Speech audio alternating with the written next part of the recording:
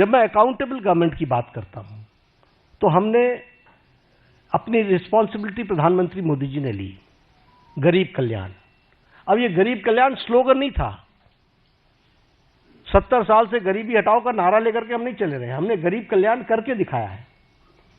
और आंकड़े इस बात के सबूत हैं कि 25 करोड़ लोग आज गरीबी की रेखा से बाहर आ चुके हैं। और ये मेरे आंकड़े नहीं हैं, ये आंकड़े नीति आयोग के हैं, ये आंकड़े इंटरनेशनल फोरम्स के, इकोनॉमिक फोरम्स के हैं। और उसी तरीके से extreme poverty has dropped by 80% decline.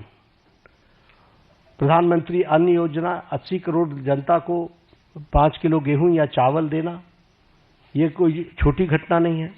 Awas Yojana में 4 करोड़ घरों को, आप ही जब अपने ट्रैवल करते थे गांव में तो आपको खपड़ैल के मकान दिखते थे, फूस के मकान दिखते थे, आज आपको पक्के घर दिख रहे हैं। जिस सड़क पर आप चलते थे वो हाईवे में, कभी आप हाईवे पर होते थे, कभी हाईवे से नीचे होते थे, अगर आपको उन दिनों की याद हो। आज आप जिस हाईवे पर चलते हो आपको खुद ही ध्यान में लेना पड़ता है कि अगर डाइवर्जन लेना है तो स्पीड इतनी है कि 2 किलोमीटर पहले से ध्यान में लेना पड़ता है कि I have to go left. ये आज हाईवे की स्थिति बन गई है। और इसी तरीके से अगर हम देखें, जैसे कहा 4 करोड़ मकान बने हैं और 3 करोड़ ये अगले 5 साल में और बनने हैं, उसका भी सैंक्शन हो चुका है।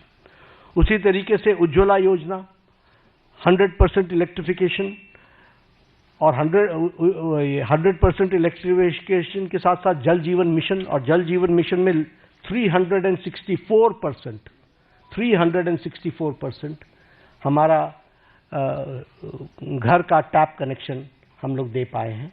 इस तरीके से काम हुआ है। प्रधानमंत्री किसान सम्मान निधि में किसानों को मेन स्ट्रीमिंग की गई है। प्रधानमंत्री फसल बीमा योजना में उसमें भी मेन स्ट्रीमिंग की गई है। और जैसा मैंने कहा कि 100% इलेक्ट्रिफिकेशन में सौभाग्य योजना हो, चाहे उज्ज्वला योजना, उजाला योजना हो, इन सारी योजनाओं के माध्यम से सारे कामों को आगे बढ़ाया गया है।